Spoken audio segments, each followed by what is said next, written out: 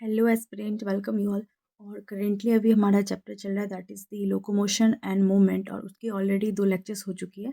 आप उसको जा कर के देख लीजिए। आज की जो लेक्चर है वो थर्ड लेक्चर है, और आज की लेक्चर में हम बहुत सारी चीज़ें जो है उसको करने वाले हैं। और सबसे पहले मैं आपको पिछली क्लास की जो है रिकेप करवाती हूँ। तो लास्ट क्लास में जो है हमने मसल कॉन्ट्रैक्शन जो है उसको पूरा डिटेल में पढ़ा था, और उसमें मैंने सबसे पहले आपको बेसिक यूनिट जो है मसल कॉन्ट्रैक्शन उसके बारे में बताया था, दैट इज़ दी सार्कोमियर। उस सार्कोमियर के अंदर क्या क्या आता है वो चीज़ें मैंने आपको करवाई थी। उस सार्कोमियर के अंदर 2 जेड लाइन आते हैं, और उस जेड लाइन के बीच में जो भी उसके मतलब 2 जेड लाइन के बीच में जो भी आता है उसको हम सार्कोमियर कहते हैं। और यहाँ पे प्रेजेंट होता है that is the I band present होता है, H zone Hensen zone present होता है, A anisotropic band, I isotropic band, और यहाँ पे हाफ आई। इसका फार्मूला होता है बेसिकली सार्कोमियर का, दैट इज़ यहाँ पे ये पूरा होता है हाफ आई, पूरा का पूरा ए बैंड और हाफ आई प्रेजेंट होता है। ए जो होता है यहाँ पे पतला सा जो बैंड है उसको कहते हैं एक्टिन, जो कि थिन बैंड होता है, और बीच में जो है मोटा सा जिसको हम मायोसिन बैंड कहते हैं।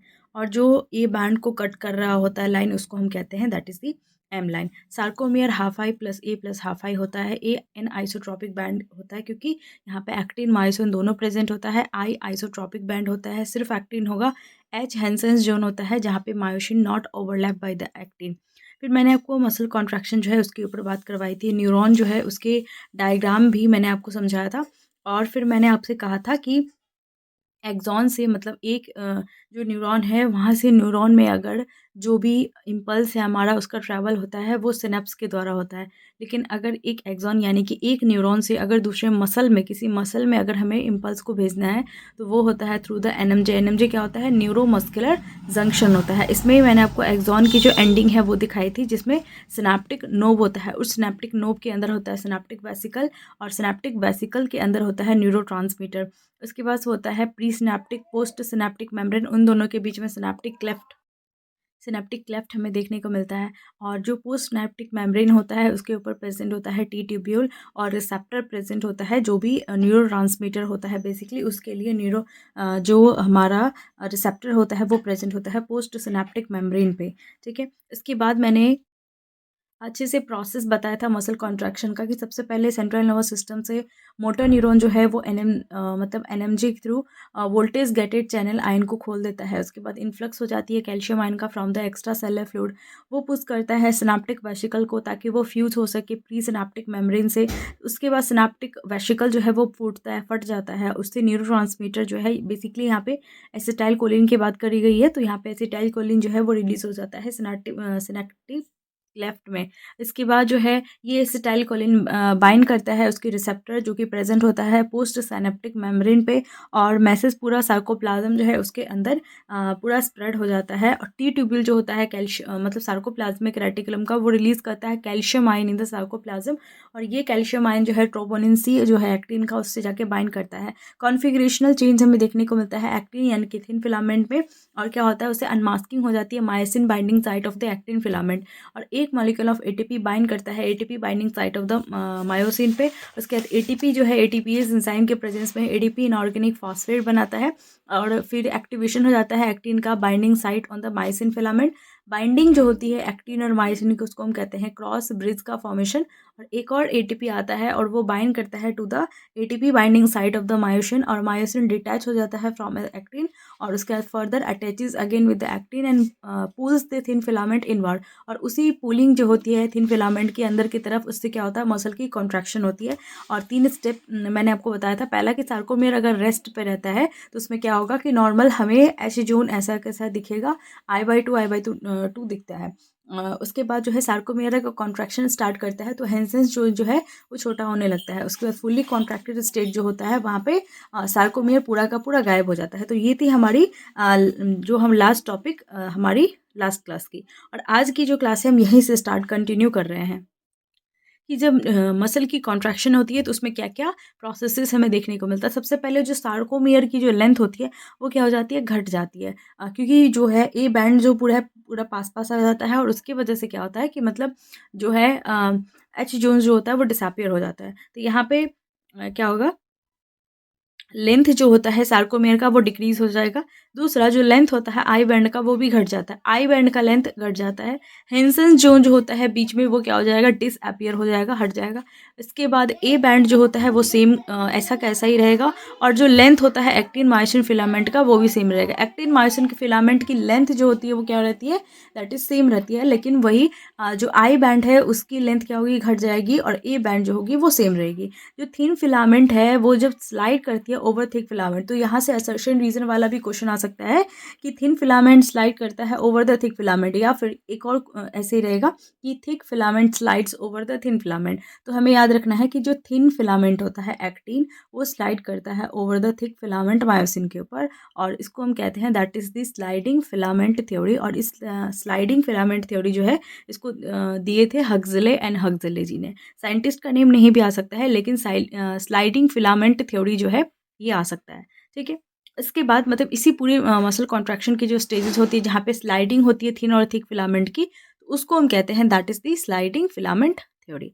अब हम जो है मोस्ट इंपॉर्टेंट टॉपिक यहाँ पे देख लेते हैं, that is the skeletal muscle fibre की टाइप्स कौन कौन सी होती है। एक होती है रेड फाइबर और दूसरा होता है वाइट फाइबर, और इसको डिटेल में समझना है क्योंकि इसके हर एक पॉइंट से क्वेश्चन आता है। तो रेड फाइबर जो होता है यहाँ पर हाई अमाउंट ऑफ क्या होता है, रेड कलर की पिगमेंट होती है जिसको कहते हैं हम दैट इज़ दी मायोग्लोबिन। और ऐसा ही चीज़ मैंने आपको दिखाया था जब मैंने आपको ब्लड सर्कुलेशन पढ़ाया था, तो उस वक्त मैंने रेड ब्लड सेल का जिक्र किया था। जो रेड ब्लड सेल होता है वो रेड होता है because of the pigment that is haemoglobin. लेकिन जो हमारा रेड फाइबर है स्केलेटल मसल का, वो उसमें high amount of myoglobin present होता है, इसकी वजह से वो रेड होता है। और दूसरा यहाँ पे एरोबिक मसल जो होता है उसमें रेड फाइबर्स हमें देखने को मिलते हैं, जहाँ पे ऑक्सीजन के प्रेजेंस में जो है रेस्पिरेशन देखने को मिलता है, तो एरोबिक मसल्स में। इसके बाद जो है नंबर ऑफ़ माइटोकॉन्ड्रिया जो है यहाँ पे बहुत ज़्यादा ही हाई रहेगा, क्योंकि हाईएस्ट ऑफ एनर्जी यहाँ पे चाहिए, और एरोबिक तरह की यहाँ पे मसल्स होती है तो उसमें हाईएस्ट अमाउंट ऑफ एनर्जी चाहिए, इसलिए नंबर ऑफ़ माइटोकॉन्ड्रिया भी यहाँ पे काफ़ी ज़्यादा होता है। और सार्कोप्लाज्मिक रेटिकुलम जो होता है, तो सार्कोप्लाज्मिक रेटिकुलम क्या होता है, बहुत ही कम होता है। और सार्कोप्लाज्मिक रेटिकुलम कम होगा तो क्या होगा, वहाँ पे कैल्शियम आयन भी कम हो जाएगा, और कैल्शियम आयन कम हो जाएगा तो नंबर ऑफ़ कॉन्ट्रैक्शन जो होता है वो कम होगा, लेकिन लॉन्गर ड्यूरेशन का, मतलब कॉन्ट्रैक्शन बहुत ही कम देर का, मतलब कम होगा लेकिन लॉन्गर ड्यूरेशन का होगा, ज़्यादा देर तक के लिए कॉन्ट्रैक्टेड स्टेट में। इसके बाद जो है यहाँ पे डोंट गेट फैटिग जो हमारा, और जो फाइबर्स होता है वो फैटिग नहीं हो पाता है जल्दी। So red fibre don't get fatigue. और इसमें एग्जांपल हो जाता है हमारी जो बैक की जो मसल्स होती है हमारी, उसमें प्रेजेंट होता है रेड फाइबर्स, क्योंकि ये फैटिग नहीं होता है जल्दी। इसके बाद हम वाइट फाइबर्स की बात कर ले, तो वाइट फाइबर्स में लो अमाउंट ऑफ मायोग्लोबिन होगा, इसलिए इसको वाइट फाइबर्स कहते हैं। यहाँ पे एनएरोबिक मसल्स जो होता है उसमें वाइट फाइबर्स हमें देखने को मिलता है। नंबर ऑफ माइटोकॉन्ड्रिया जो होगी यहाँ पे कम होगी।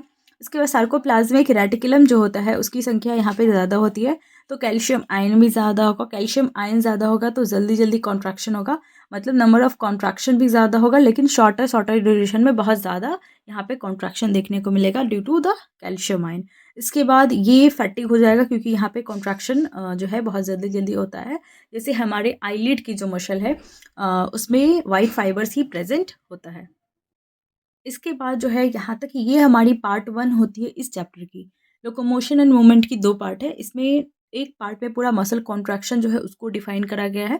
मसल के बारे में पूरा दे रखा है, और दूसरा पार्ट स्टार्ट होता है यहाँ पे ह्यूमन स्केलेटल सिस्टम में, जहाँ पे बोन्स, कार्टिलेज वगैरह के बारे में हमें पढ़ना है। तो ह्यूमन स्केलेटल सिस्टम जो है ये पार्ट 2 है जो कि आज स्टार्ट हो रहा है। और ह्यूमन स्केलेटल सिस्टम के अंदर क्या-क्या आएगा? पहला तो बोन होता है, हड्डी, और दूसरा होता है कार्टिलेज। जो बोन्स होता है वो 206 है, एडल्ट की बात कर ले उसमें, और न्यू बॉर्न में अप्रॉक्सिमेटली 300 होता है, ठीक है। बोन जो होता है ये हार्डेस्ट टिश्यू है हमारे बॉडी का, और बोन्स को 2 पार्ट में क्लासिफाई करा गया है। एक पार्ट होता है दैट इज़ दी एक्सियल होता है जहाँ पे 80 बोन होता है, 80 बोन्स। दूसरा होता है एपेंडिकुलर जो जहाँ पे 126 बोन्स होता है। तो याद रखना है हमें कि टोटल बोन्स 206, इसमें से एक्सियल 80 बोन्स होता है, एपेंडिकुलर 126 बोन्स होता है। एक्सियल जो कि लॉन्गिट्यूडनल एक्सिस जो होता है हमारे बॉडी का, मतलब हेड की बात कर ले, हेड, चेस्ट, इन सब की जो बात कर ले, ये सारी चीज़ें जो है जो कि मिड में आती है वो सारी एक्सियल बोन्स होगी। लॉन्गिट्यूडनल एक्सिस जो होती है हमारी बॉडी की वहाँ पे प्रेजेंट होती है। और एपेंडिकुलर की बात कर ले, जैसे वहाँ से अटैच्ड, मतलब जहाँ से एक्सियल अटैच्ड रहता है उस तरह की जो बोन्स होती है वो एपेंडिकुलर बोन्स होती है 126। और जैसे हमारी लिम्स की, हमारी जो गर्डल्स होती है, वहाँ की जो बोन्स होती है, इसमें एपेंडिकुलर हाथ पैर की जो बोन्स होती है, यहाँ पे एपेंडिकुलर टाइप की बोन्स प्रेजेंट होती है। अब एक्सियल जो है इसमें क्या क्या आएगा, सबसे पहले आता है दैट इज़ दी स्कल। हमारा जो स्कल है, खोपड़ी, वो। इसके बाद मतलब स्कल के अंदर सिर्फ खोपड़ी नहीं आता है, हमारा क्रेनियम तो आता ही है, खोपड़ी और फेशियल भी आता है, सामने फेस का हमारा बोन्स, तो स्कल के अंदर पूरा आ जाता है। स्कल आएगा, दूसरा आता है हायोइड बोन, तीसरा आता है that is the year ossicle, इसके बाद आता है स्टर्नम, रिब्स और वर्टिब्रल कॉलम। ये सब मिला के जो होता है वो एक्सियल बोन्स होता है। यहाँ पे स्कल जो होता है हमारा, उसमें क्रेनियम की अगर हम बात कर लें, पूरा हमारा ब्रेन बॉक्स की अगर हम बात कर लें, तो उस पूरे ब्रेन बॉक्स में जो है टोटल 8 बोन्स हैं। और फेशियल की बात कर ले, हमारे फेस पे जो भी बोन्स हैं उसको वो है फेशियल बोन, और वो टोटल 14 बोन्स हैं। हाइवाइड की बात कर ले तो ये होता है एक। ईयर ऑसिकल की बात कर ले तो हर एक कान में 3 होता है, तो दोनों कान में हो जाएगा, that is the 6 bone. Sternum जो होता है वो एक प्रेजेंट होता है, इसके बाद जो कि मिड में प्रेजेंट होगा। और रिब्स जो होता है दोनों साइड में 12-12 होता है, तो टोटल 24 होगा। और वर्टिब्रल कॉलम जो होता है वो 26 होता है। इसके बाद हम बात कर ले यहाँ पे अपेंडिकुलर की, तो अपेंडिकुलर जो होता है ये क्लासीफाई होता है गर्डल्स और लिम्स में। गर्डल जो होता है वो बोन होता है जो कनेक्ट करता है लिम्स को विद द एक्सियल स्केलेटन, मतलब लिम्स को एक्सियल स्केलेटन से कनेक्ट करने वाले जो बोन होता है वो होता है गर्डल्स। और गर्डल्स में आता है पेक्टोरल गर्डल और पेल्विक गर्डल, और ये दोनों जो होता है दोनों दो दो साइड प्रेजेंट होता है। पेक्टोरल गर्डल ऊपर साइड में प्रेजेंट होता है हमारा आर्म के पास, और जो हमारा पेल्विक गर्डल होता है वो हमारा प्राइवेट पार्ट में प्रेजेंट होता है, पेल्विक गर्डल। और ये होता है 1:2, यानी कि ये 2 होगा, और पेक्टोरल गर्डल जो होता है वो 4 होता है, दोनों साइड 2-2। इसके बाद लिम्स की बात कर ले तो फोरलिम आएगा, हैंडलिम आएगा। दोनों में फोरलिम की बात कर ले तो हर एक साइड में 30-30 बोन होता है, और हाइंडलिम की बात कर ले मतलब हाथ में भी 60 बोन और पैर में भी 60 बोन होता है टोटल। इसके बाद जो अभी हम डिटेल में कर रहे हैं दैट इज़ हमारा एक्सियल स्केलेटन जो है उसको हम पढ़ रहे हैं। तो सबसे पहले स्कल की हमारी बात कर लें, तो स्कल में हमारा क्या होता है, क्रेनियम। क्रेनियम 8 बोन होता है, और क्रेनियम जो होता है इसको हम ब्रेन बॉक्स भी कहते हैं, और ये हमारी ब्रेन को जो है प्रोटेक्ट करता है। सबसे आउटर मोस्ट कवरिंग होती है क्रेनियम, तो ये हमारी ब्रेन को भी प्रोटेक्ट करती है, इसको हम ब्रेन बॉक्स इसलिए कहते हैं। इस स्कल के अंदर आता है हमारा सबसे पहले फ्रंटल, जो हमारा फ्रंट में बोन होता है। इसके बाद 2 उसके ऊपर, मतलब फ्रंटल के जस्ट ऊपर जो है प्रेजेंट होता है 2 दोनों साइड में पैराइटल बोन, और ये 2 होता है। फ्रंटल एक ही होता है। इसके बाद कान की साइड में प्रेजेंट होता है 2 टेम्पोरल बोन। एक जो है हमारा पीछे प्रेजेंट होता है that is the occipital bone, और ये होता है ऑक्सीपिटल एक ही। और इस ऑक्सीपिटल बोन जो है उसमें 2 कॉन्डाइल्स प्रेजेंट होता है, 2 मतलब हड्डी निकली रहती है उसके बीच में जो होता है, इसलिए इसको हम मतलब ह्यूमन के जो अंदर होता है 2 ऑक्सीपिटल कॉन्डाइल होता है, इसलिए जो ह्यूमन जो होता है उसके अंदर डाइकोंडाइलिक स्कल होता है, क्योंकि 2 ऑक्सीपिटल कॉन्डाइल्स प्रेजेंट होता है उसकी ऑक्सीपिटल बोन में। इसके बाद होता है स्फेनॉइड बोन। जो स्फेनॉइड बोन है ये एक होता है। जो इथामॉइड बोन होता है ये भी स्कल के अंदर आएगा, और ये कितना होता है, एक होता है। ठीक है। दूसरा है हमारा दैट इज़ द फेशियल। इस फेशियल जो है इसके अंदर आता है, मतलब पूरा फेस पे जो भी बोन्स होंगे वो। एक होता है नाक में वूमर, एक होगा। नेज़ल बोन जो होता है ये 2 होता है। इसके बाद नेज़ल कॉन्की होता है 2। लेक्राइमल जो होता है ईयर हमारे आई के पास वो होता है 2। पैलेटाइन जो होता है हमारे तालू में जो है वहाँ पे प्रेजेंट होता है 2। ज़ाइगोमेटिक जो होता है हमारे चीक बोन बेसिकली उसको वो होता है 2। इसके बाद मैक्सिला हमारा जो है ऊपर वाला दाँत, मतलब नोज़ के जस्ट नीचे वाला पार्ट, वो होता है हमारा, मतलब लिप के जस्ट ऊपर वो होता है हमारा मैक्सिला, 2 होता है। और मैंडिबल जो होता है हमारा नीचे वाला हो जाएगा, वो होता है 1। और ये ओनली मूवेबल बोन है फिश का, दैट इज़ द मैंडिबल। इसके बाद हम बात कर ले that is the year ossicle की। ईयर ऑसिकल जो होता है ये होता है 3 ईच, हर एक ईयर में 3-3 होता है। और ये कहाँ प्रेजेंट होता है ईयर ऑसिकल, जो हमारा मिडिल ईयर होता है। ईयर 3 पार्ट में क्लासिफाइड होता है, एक्सटर्नल, मिडिल और इंटरनल ईयर। तो जो हमारा एक्सटर्नल ईयर है तो वो तो पिन्ना वगैरह होता है प्रेजेंट। जो मिडिल ईयर होता है वहीं पे ये ईयर ऑसिकल्स प्रेजेंट होता है। इसमें 3 ईयर ऑसिकल्स हैं basically, that is the malleus, incus और स्टेपिस। मेलियस जो होता है ये हैमर शेप्ड का होता है, दूसरा होता है इनकस जो कि एनविल शेप्ड का होता है, और तीसरा होता है स्टेपिस जो कि स्टेडअप शेप्ड होता है। शेप याद रखना है। और स्टेपिस जो होता है ये स्मॉलेस्ट बोन होता है हमारी बॉडी का, तो इसको भी हमें याद रखना है। इसके बाद जो होता है हमारा फोर्थ है, that is the hyoid bone. Hyoid bone जो होता है ये एक यू शेप्ड का बोन है जो कि प्रेजेंट होता है at the floor of the mouth. हमारे माउथ की जो फ्लोर होती है वहाँ पे प्रेजेंट होती है हायोइड बोन, और ये ओनली बोन है हमारे बॉडी में that do not articulate with, मतलब ये एक ऐसा बोन है जो किसी अदर बोन के साथ जो है वो जुड़ा हुआ आर्टिकुलेट नहीं होता है। ये प्रोवाइड करता है surface for the attachment of the tongue. हमारी जो टंग की जो मसल्स होती है उसके लिए, उसके अटैचमेंट के लिए ये सरफेस प्रोवाइड करती है हायोइड बोन। इसके बाद जो है हमारा that is the vertebral column. Vertebral column जो है इसमें आता है सर्वाइकल जो कि हमारे नेक रीजन में प्रेजेंट होता है। दूसरा हमारा थोरासिक होता है जो कि थोरैक्स रीजन में प्रेजेंट होता है। इसके बाद होता है लंबर जो कि एब्डोमेन में, हमारा पेट वाला साइड जो होता है वहाँ पे प्रेजेंट होता है, मतलब उस पोजीशन में प्रेजेंट होता है। और वर्टिब्रल कॉलम पीछे प्रेजेंट होता है, हमें पता है। और जो लंबर होता है वो लार्जेस्ट और स्ट्रॉन्गेस्ट वर्टिब्री है। जो सैक्रल होता है, सैक्रल जो होता है ये बिटवीन हिप बोन्स जो होता है उसके बीच में प्रेजेंट होता है। और कॉक्सिजियल जो है ये टेल बोन होता है। अब नंबर की याद रखना है हमें कि सर्वाइकल जो होता है जो हम नेक रीजन में प्रेजेंट होता है वो टोटल 7 बोन होता है। जो थोरैसिक होता है वो थोरैसिक थोरैक्स रीजन में प्रेजेंट होता है और वो टोटल 12 होता है। जो लंबर होता है वो 5 होता है। जो सैक्रल होता है वो फ्यूज मतलब एक है, लेकिन वो फ्यूज 5 जो है वो फ्यूज होके एक बन गया है। और जो सी है दैट इज द कॉक्सिजियल, वो मतलब पहले 4 था, उसको फ्यूज होकर के वो अब एक हो गया है। तो हम काउंट करते हैं C7, T12, L5, S1 और C1। ठीक है।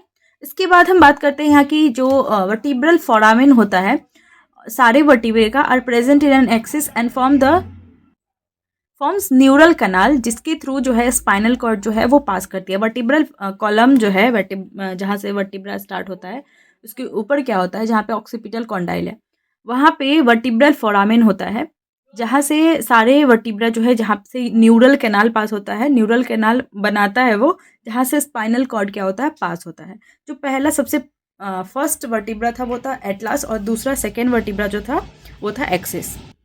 इसके बाद हम बात करते हैं हमारे रिब केज की। और रिब केज फॉर्म होता है बाय द स्टर्नम, एक अकेला बोन स्टर्नम जो कि मिड वेंट्रली प्रेजेंट होता है, हमारे एकदम चेस्ट के जस्ट सामने, पूरा एकदम मिड में प्रेजेंट होता है वेंट्रल साइड में स्टर्नम। रिब्स जो होता है वो लेटरल साइड में पूरा प्रेजेंट है। और 12 थोरैसिक वर्टिब्री जो कि डॉर्सल यानी कि पीछे साइड में होता है। तो डॉर्सली थोरैसिक वर्टिब्रा है, लेटरल साइड में जो होता है साइड में वो होता है रिब्स, और स्टर्नम आगे। ये तीनों मिल करके क्या बनाता है, रिब केज बनाता है। और हमारे सारे तरह के जो रिब्स होते हैं वो क्या होते हैं, बाइसिफेलिक होता है। बाइसिफेलिक, सिफेलिक का मतलब होता है हेड, तो यहाँ पे बाई मतलब दो, यानी कि हर एक जो रिब्स होता है उसमें क्या होता है, 2 हेड देखने को मिलता है। इसके बाद हम बात कर लेते हैं हमारा बहुत ज़्यादा इंपॉर्टेंट हो जाता है ये रिब्स, क्योंकि यहाँ से क्वेश्चन आता है। रिब्स जो होता है ये टोटल 12 पेयर्स होता है, यानी कि 24 होता है। 3 तरह का रिब्स होता है, एक होता है ट्रू रिब्स, दूसरा होता है फॉल्स रिब, और तीसरा होता है फ्लोटिंग रिब्स।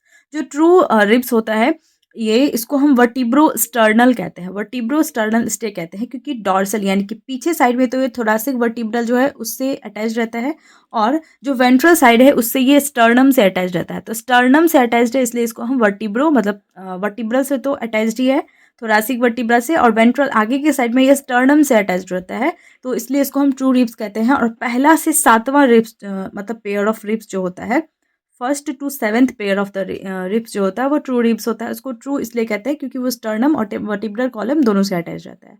दूसरा होता है that is the false rib, और फॉल्स रिब जो होता है इसको हम वर्टिब्रो कॉन्ड्रल रिब्स कहते हैं, क्योंकि डॉर्सल में तो ये थोरैसिक वर्टिब्रा से अटैच रहता है और वेंट्रली सामने से ये रिब्स से अटैच रहता है, तो इसलिए इसको हम फॉल्स रिब्स कहते हैं। और 8th, 9th और 10th पेयर जो रिब्स होता है उसको हम फॉल्स रिब्स कहते हैं। इसके बाद होता है फ्लोटिंग रिब्स, फ्लोटिंग रिब्स को हम वर्टिब्रल रिब्स कहते हैं। और डॉर्शली ये थोरैसिक वर्टिब्रा से कनेक्टेड रहता है, और वेंट्रली ये फ्री रहता है, इसलिए इसको हम, मतलब फ्री होने की वजह से आगे से इसलिए इसको हम फ्लोटिंग रिब्स कहते हैं। और 11th और 12th पेयर ऑफ रिब्स जो होता है ये फ्लोटिंग रिब्स होता है, जिसको हम वर्टिब्रल रिब्स भी कहते हैं। तो ये थी हमारी यहाँ तक की ये पूरी रिब्स तक की बातें, और इसके बाद और जितनी भी बोन्स मैंने आपको बताया है उस सब के ऊपर भी आगे बात होगी। अपेंडिकुलर बोन्स वगैरह भी बची हुई है, डिसऑर्डर्स हमारा बचा हुआ है, तो ये कुछ और टॉपिक जो है वो बचा हुआ है। तो हमारा फोर्थ लेक्चर में जो है ये सारी चीज़ें भी फिनिश हो जाएगी। और आई होप कि आपको लेक्चर समझ में आया होगा। आप फिर से इसको जाकर के देख सकते हैं, और इसके पिछले जो भी लेक्चर्स हैं उसको भी आप अच्छे से जाकर के देख सकते हैं। और जो भी हैंडी रिटन नोट्स हैं इसके लिए आप इंस्टाग्राम, टेलीग्राम कहीं पे भी जुड़ सकते हैं, आपको मिल जाएगा। और तब तक के लिए stay tuned, stay healthy and thank you.